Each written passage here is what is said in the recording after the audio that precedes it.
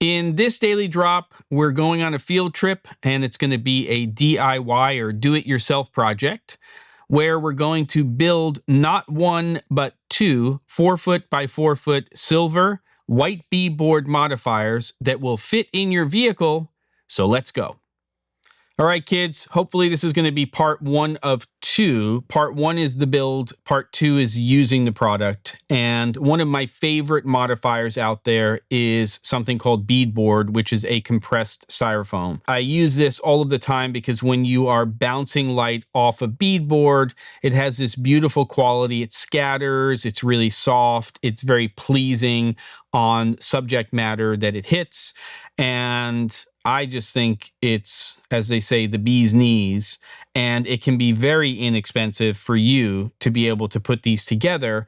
It's also something that I do when I'm on the road. So if I need modifiers quickly and easily, I can go to, in this case, which we're going to talk about, a home improvement store and put these together. But just to put it in perspective, if you want to go industry, and let's say we take a trip over to the Set shop, which is based in New York, if we want to source a 4-foot by 8-foot by 1-inch piece of silver and white beadboard, it costs about $85 US. That does not include shipping. So if you're picking up locally and you have a vehicle that can fit that 4x8, that's great. But it is probably going to be upwards of $100+ US for you to actually just purchase the product. So we're going to do it a little bit less expensive. And all you're really going to need is a utility knife blade. I like the ones that have a razor blade that don't go out and extend too far. And you'll see why, because we have to score at times, not just go straight through a sheet. White gaffer's tape. Gray is optional, which you'll see, but if you look over here, you'll see that there's some gray gaffer's tape. That's just a finishing kind of part to the whole build, just for structural integrity. If you have a straight edge or you just want to grab a 2x4 or something in the home improvement store for your cuts, you can. Otherwise, get a T-square, and it's very inexpensive. And then, of course, you need what is going to be used in place of that silver white beadboard.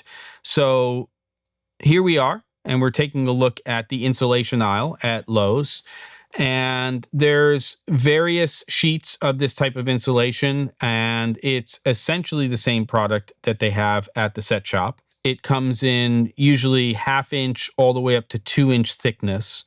I decided to get 1.5 inch. That's what I've been using for years. But as I said before, at the Set shop, the standard is 1 inch. You decide what works for you. But I like it to have some integrity in terms of, you know, its build. It's going to get beat up, and, you know, it's just nice to have something that's going to hold up. So one 4x8 sheet of this insulation is $21 for the 1.5 inch. If it's not as thick, a little less. If it's thicker, a little bit more. Then take this, and I found an empty aisle where there wasn't a lot of traffic going on. Go over to that contractor area and find a place that you can just sort of park yourself. I always ask the store if I can do this. And then the first thing I need to do is cut this 4x8 sheet in half, a full cut, so that I wind up with two 4x4s. And that's the base of this whole thing. Now what I'm going to do is look on the silver side, because I want that to stay intact, and look at the direction that the general lines are running. And I know that when I turn this over, I want to cut it in the directions of the lines, so that when it's folded later on, it doesn't go against those, which can be problematic. So I'm going to go ahead now and take the utility blade knife, and I'm going to take the T-square, and I'm actually going to score this. A new blade is always a good idea, and just follow that along the line and just score that. You'll probably have to go over it one more time, and then you're going to take it off of your flat surface, and you're going to kind of push it up against your knee or your body, and you're just going to break that a little bit, but again, keeping the silver side intact. And just be really careful. Then we're going to do the same exact thing with the other 4x4, and we're going to score that. And now we have two pieces that can actually fold. So we have something that is a 2x4 as opposed to a 4x4.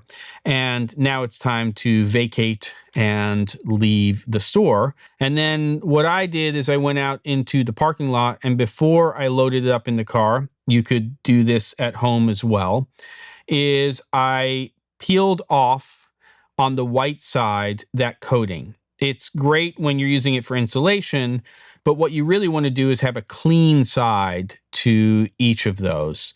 So this is where patience comes in. I'm going to say this now. If that insulation was outside in hot weather or there were a lot of temperature changes, I can't guarantee that you're going to get lucky.